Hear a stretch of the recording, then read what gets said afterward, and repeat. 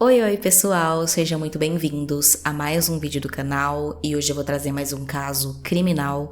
Então se você gosta desse tipo de conteúdo e desse tipo de informação, já se inscreve para ficar por dentro sempre que sair vídeo novo e também não esquece de deixar o like no final do vídeo se você gostar do conteúdo. Então é isso, eu vou puxar a vinheta e vamos começar o caso de hoje.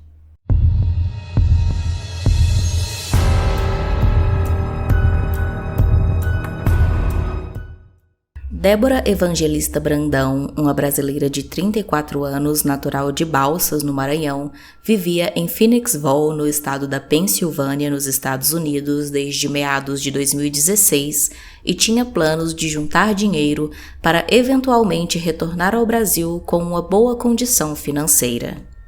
No entanto, no dia 18 de abril de 2021, a Débora, que trabalhava com limpeza de casas na época, encontrou um destino trágico e foi vítima de um ato cruel, sendo morta com mais de 30 facadas pelo seu ex-namorado Danilo Souza Cavalcante, de 31 anos. Esse crime devastador foi cometido na frente de seus filhos, Yasmin, de 7 anos, e Ian, de 4, que eram frutos de um outro relacionamento. Até o dia do crime, as autoridades americanas não sabiam, mas o Danilo era um homem perigoso e procurado pela justiça brasileira.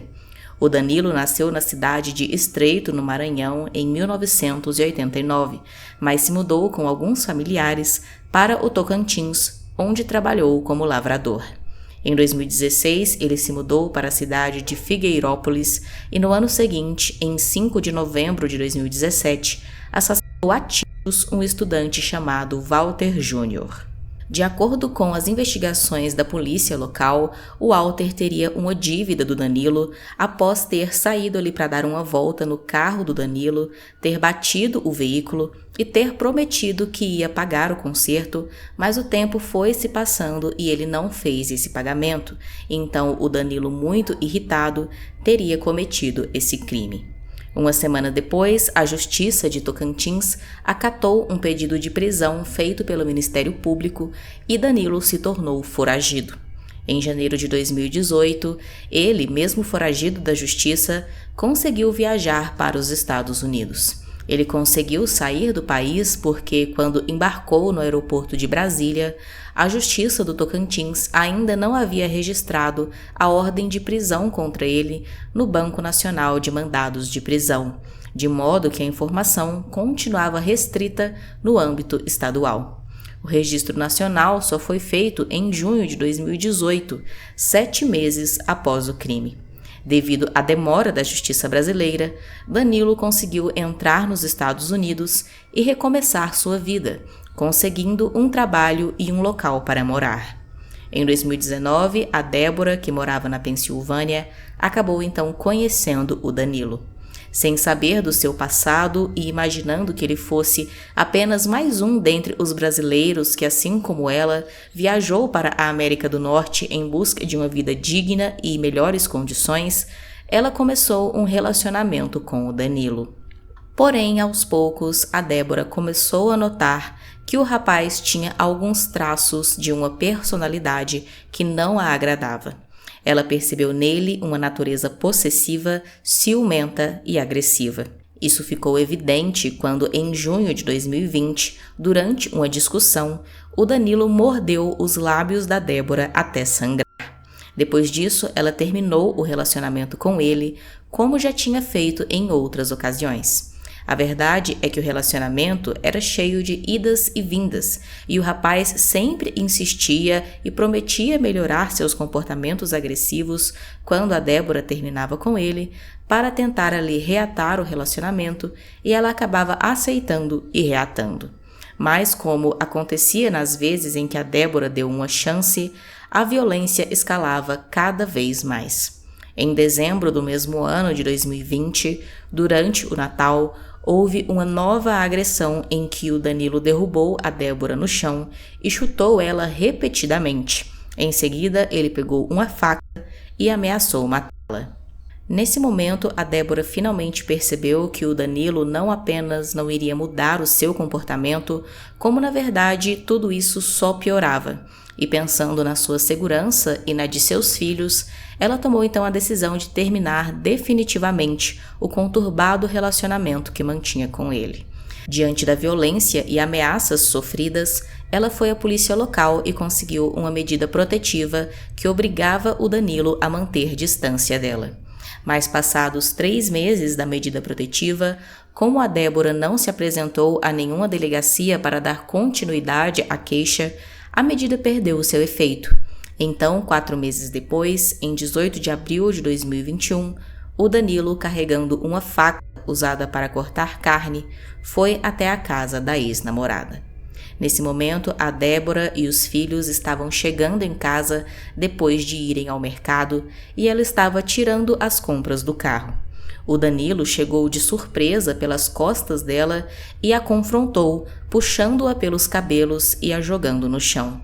Em seguida, ele se posicionou sobre ela e passou a esfaqueá-la várias vezes. Tudo aconteceu muito rápido e durante a luta a Débora pediu para que sua filha mais velha fosse buscar por ajuda. A menina correu até a casa do vizinho, que imediatamente ligou para a emergência. Um morador das proximidades que passava e viu tudo o que estava acontecendo até tentou intervir e prestar socorro para Débora, porém ele não conseguiu por causa da fúria e violência que o Danilo apresentava.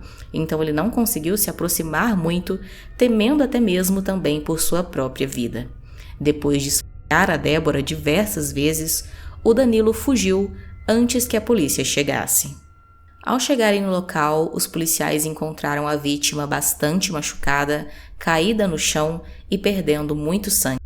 Ela apresentava dezenas de perfurações na região do peito e do abdômen. Ao ser levada ao hospital mais próximo, infelizmente a Débora não resistiu e foi declarada morta. Depois de cometer o crime, o Danilo recebeu a ajuda de 2 amigos para se limpar do sangue, trocar de roupas e abastecer o carro. Mas, felizmente, cerca de 1h30 depois, ele já foi encontrado e preso no estado vizinho da Virgínia.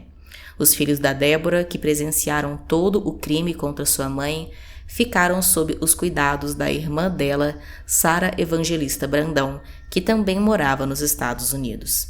Em Balsas, cidade natal da Débora, a sua família, arrasada com o crime brutal, pediu ajuda para trazer o corpo para o Brasil.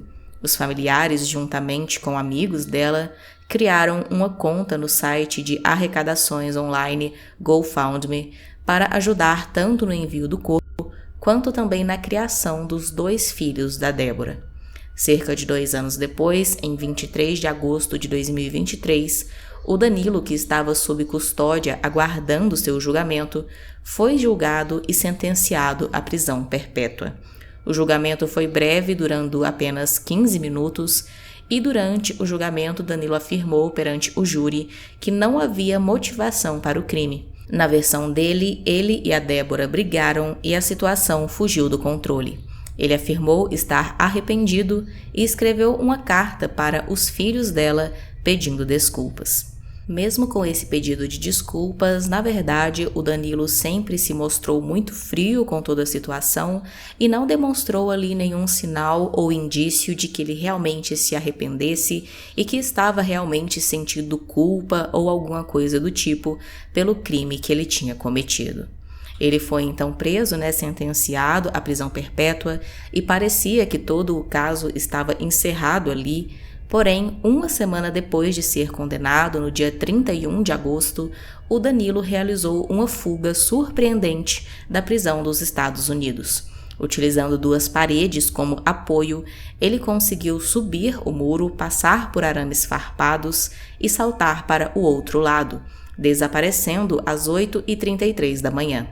A equipe carcerária só notou a sua falta quase 1 hora depois, às 9h30 da manhã. Inicialmente, a busca por ele se concentrou nas imediações da prisão, mas devido à falta de sucesso, a área de procura foi expandida, aumentando o clima de insegurança na comunidade local. O vigilante da torre de observações da prisão foi posteriormente demitido. As buscas pelo Danilo foram muito intensas e duraram um total de 14 dias. Durante esses dias, o pânico tomou conta de toda a comunidade local, porque o caso estava muito famoso, toda hora passando na mídia, em todos os lugares, e a polícia sempre orientava ali as pessoas a ficarem sempre muito espertas, muito atentas a tudo ali, e que se vissem o Danilo era para se esconderem imediatamente, ligar para a polícia, porque ele era considerado ali, como extremamente perigoso.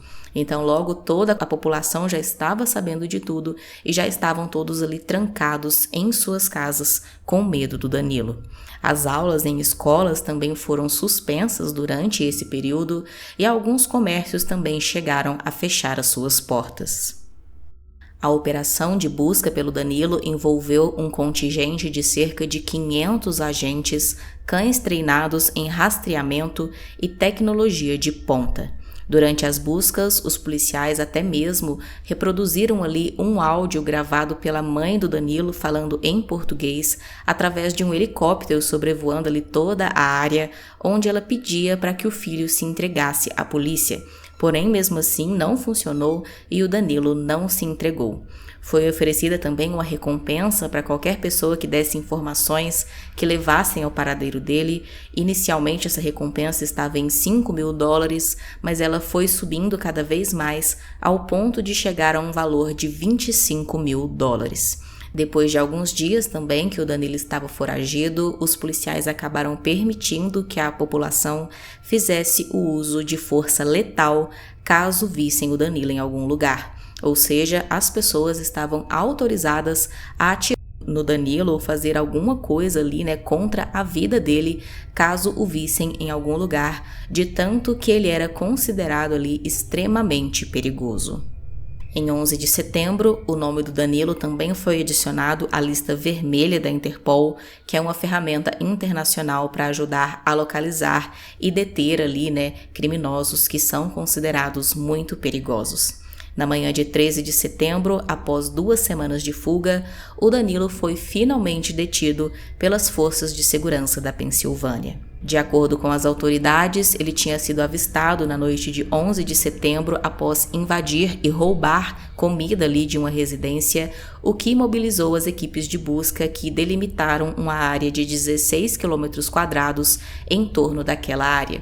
Por volta de 2 horas da manhã, então, uma aeronave equipada com câmeras térmicas acabou identificando ali o indivíduo em meio à mata. Naquela noite, os policiais fizeram uma super operação, onde eles falaram para todas as pessoas que moravam ali naquela área ficarem dentro de casa com as portas fechadas. Foi praticamente um toque de recolher, ninguém tinha permissão para sair na rua. Então eles saíram ali com essa aeronave equipada com essas câmeras térmicas e conseguiram então rastrear ali o Danilo através realmente do calor que o corpo dele transmitia. Então eles conseguiram ali identificar uma pessoa, como só tinha ele na rua, porque as outras pessoas estavam todas dentro de casa. Rapidamente os policiais conseguiram encontrar o local onde ele estava. As equipes em terra isolaram então todo o local onde aquela figura térmica foi detectada e aguardaram o amanhecer. Por volta de 9 horas da manhã, o Danilo foi então finalmente localizado, deitado e camuflado no meio do mato. Ele não percebeu a aproximação da equipe, formada por aproximadamente 25 agentes, o que facilitou na sua captura. Quando percebeu finalmente a presença policial, o Danilo até tentou fugir pela vegetação e nesse momento ele estava armado com um rifle que ele também tinha roubado de uma outra casa dias antes, porém um cão farejador foi liberado ali pelos policiais e conseguiu alcançar e derrubar o Danilo, imobilizando ele e causando ali também até um ferimento na cabeça dele. Ele então foi novamente preso e encaminhado para a prisão para cumprir a sua pena de prisão perpétua.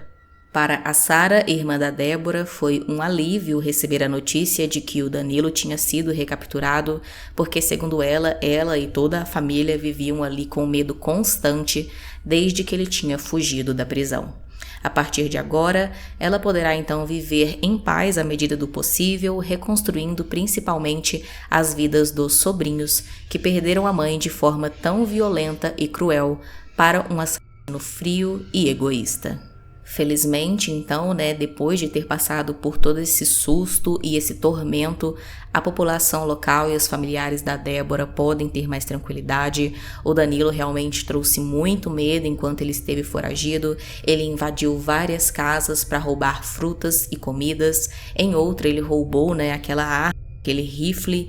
Em uma outra casa ele ainda conseguiu também roubar uma mochila e uma navalha que ele usou para fazer a barba e cortar os cabelos para tentar se disfarçar ali, e não ser identificado pelas pessoas ou pela polícia. Chegou também a roubar roupas e sapatos para tentar sempre estar com um estilo diferente, mas no fim, ainda bem, nada disso deu certo. A operação ali pela busca por ele foi realmente muito intensa e muito bem realizada. E no fim, eles conseguiram recapturar o Danilo, levar ele para pagar ali pelo seu crime, e nenhuma outra pessoa acabou sendo ferida no final de toda essa história. Deixe aqui nos comentários qual a sua opinião sobre esse caso, se você já conhecia e se não, se achou interessante conhecer. Também deixe aqui, usando a hashtag sugestão, um caso que você acha que seria interessante eu trazer para o canal. Se inscreve se não for inscrito, deixa o like. E é isso, até o próximo vídeo.